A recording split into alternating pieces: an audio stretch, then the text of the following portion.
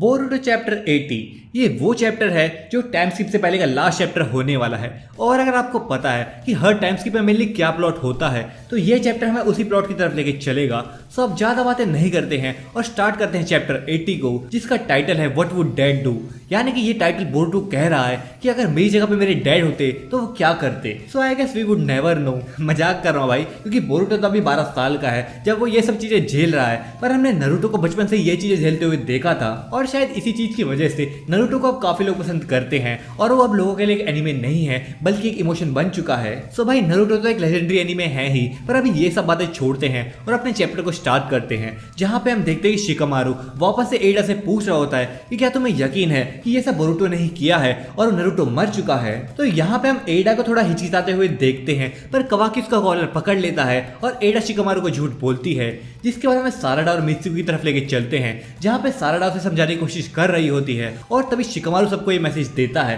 कि नारुतो मारा जा चुका है और उसके मारने वाला और कोई नहीं बल्कि बोरुटो है। तो ये सारी बातें जैसे ही शिकामारू सबको कहता है, सबसे पहले हमें सुमेरे की तरफ लेके चलते हैं, जहाँ पे हम देखते हैं कि पिछली बार की तरह इस बार भी एडा की पावर्स का असर उस पर नहीं हुआ है। पर यह बात सुन के सबसे ज्यादा शौक होती है वो होती है साराडा, क्योंकि साराडा नारुतो की काफी रिस्पेक्ट करती थी, तो उसको इस बात से काफी फर्क पहुंचा है, जिसकी वजह से वो रोने लग जाती है और मित्सुकी तो बोरुटो को मारने के लिए चले जाता है। पर फिर हम देखते हैं कि एडा कवाकी के इस प्लान से एग्री नहीं कर पाती, तो कवाकी कहता है कि यही सही चॉइस है, अब सब लोग बोरुटो को एक दुश्मन समझेंगे जिससे उसे मारना काफी आसान हो जाएगा। और कवाकी जब ये कह रहा होता है तो हम नारुतो और हिनाटा को भी देखते हैं जो दूसरी डायमेंशन में कैद हैं, जहाँ पे हम देखते हैं कि वो दोनों बेहोश हो रखे हैं और कवाकी उन्हें तब तक वहां से नहीं निकालेगा जब तक वो बोरुटो और कोड को मार ना दे। पर फिर हम देखते हैं कि डायमंड कहीं से आता है और सीधा कवाकी के ऊपर लैंड होता है और उससे कहता है तुमने मेरी बहन के साथ कुछ ऐसा वैसा तो नहीं किया। पर कवाकी उससे गुस्से में वहां से जाने को कहता है और उसे मारने की धमकी देता है।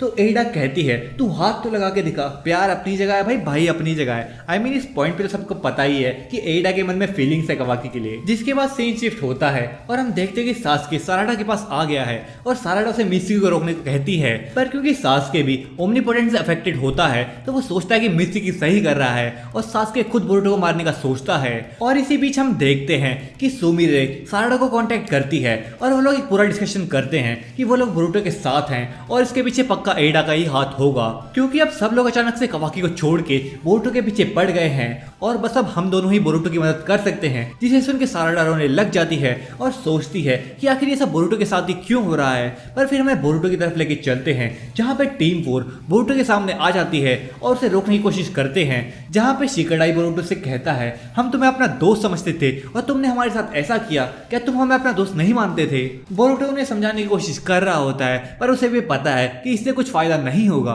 तो ये सब देख के मोमोशिकी बोरुटो से कहता है अगर तुम्हें यहाँ से जाना है तो इनको तो मारना ही होगा, पर एक शिनोबी तो अपने दोस्तों को नहीं मार सकता ना, तो तुम एक काम करो, तुम मेरे साथ स्विच हो जाओ, मैं तुम्हारा ये काम कर दूंगा। पर बोरुटो गुस्से में मोमोशिकी को चुप रहने को कहता है, जिसके बाद हम वापस से साराडा की तरफ चलते हैं, जहाँ पे साराडा सासुके को सारी बातें बताती है और वो कहती है कि प्लीज बोरुटो को बचा लो, उसने कुछ भी नहीं किया है। पर सासुके उसकी नहीं सुनता। पर फिर वो देखता है कि साराडा की मांगेक्यू शारिंगान एक्टिवेट हो गई थी, तो ये देख के सासुके भी थोड़ा शॉक हो जाता है और वो सोचता है कि अब तो बोरुटो को बचाना ही पड़ेगा, क्योंकि मांगेक्यू शारिंगान तभी एक्टिवेट हो पाती है जब वो पर्सन बहुत ही ज्यादा हर्ट हुआ हो और उसने कोई अपना खोया हो या खोने वाला हो। जिसके बाद हम देखते हैं कि मोमोशिकी जबरदस्ती बोरुटो का कंट्रोल लेने की कोशिश कर रहा होता है, पर बोरुटो उसे धमकाता है कि अगर तुमने मेरे दोस्तों के साथ कुछ भी किया तो मैं तुम्हें छोड़ूंगा नहीं। तो बोरुटो की बात सुन के मोमोशिकी कहता है दोस्त, कौन से दोस्त, किन दोस्तों की बात कर रहे हो तुम, अब कोई तुम्हारा दोस्त नहीं है, अब बस तुम्हारे दुश्मन है और सब लोग तुम्हें मारना चाहते हैं। अब तुम्हारे लिए इस विलेज में और इस दुनिया में कोई जगह नहीं है, तुम्हारी लाइफ का कोई मीनिंग नहीं है अब। और हम देखते हैं कि तभी वहां पे सासुके आ जाता है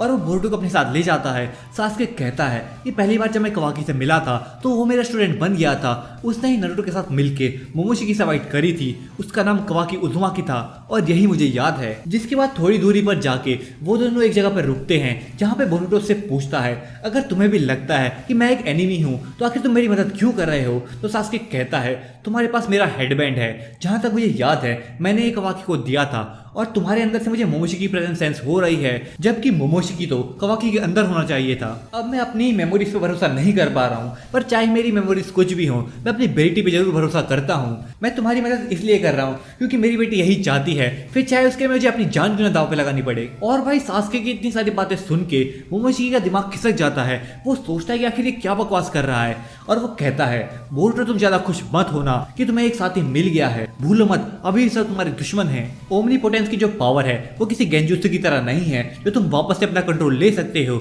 और ना ही तुम उसे एक्टिवेट करने वाले को मार के ये चीज बदल सकते हो। तो मोमोशिकी ये बातें सुन के बोरुटो कहता है आज तुम कुछ ज्यादा ही बातें नहीं कर रहे हो क्या, तुम्हें डर लग रहा है, तुम कुछ ज्यादा ही पैनिक कर रहे हो। तो ये सुन के मोमोशिकी भी काफी ज्यादा गुस्सा हो जाता है और चिल्लाते हुए कहता है तू चुप कर, अब यहाँ पे तेरा कोई काम नहीं है और ना ही कुछ बचा है इस दुनिया में तेरे लिए, तू चुपचाप अपना कंट्रोल मुझे दे दे और हमेशा के लिए सो जा। पर ये सब सुन के भी बोरुटो मोमोशिकी को खरी खोटी सुना रहा होता है, तो मोमोशिकी सोचता है कि ये साला मेंटली बहुत ज्यादा स्ट्रॉन्ग है। तो भाई ये सब ड्रामा तो चल ही रहा होता है, और तभी वहाँ पे एडा डायमंड के साथ आ जाती है, और हैरानी की बात तो ये है कि वो बोरुटो से माफी मांग रही होती है और कहती है कि मैं बस कवाकी की हेल्प करना चाहती थी, पर मैंने कभी इमेजिन नहीं किया था कि ऐसा कुछ हो जाएगा। और फिर वो बोरुटो से कहती है मुझे तो लगा था कि तुम काफी ज्यादा डिप्रेस्ड होगे, पर तुम तो बहुत काम लग रहे हो। तो बोरुटो कहता है हालत तो मेरी बिल्कुल भी अच्छी नहीं है, पर अब जब मैं ऐसी सिचुएशन में आया हूँ तो मुझे कवाकी का अकेलापन समझ में आ रहा है, क्योंकि उसने तो बचपन से ही ऐसी लाइफ जी है। मुझे लगता था कि मैं उसे समझ सकता हूँ, पर शायद यही चीज कवाकी को पसंद नहीं आई कि मैंने आज तक कोई हार्डशिप नहीं झेली है और मैं इसकी फीलिंग समझने का नाटक कर रहा था। तो ये सुन के एडा कहती है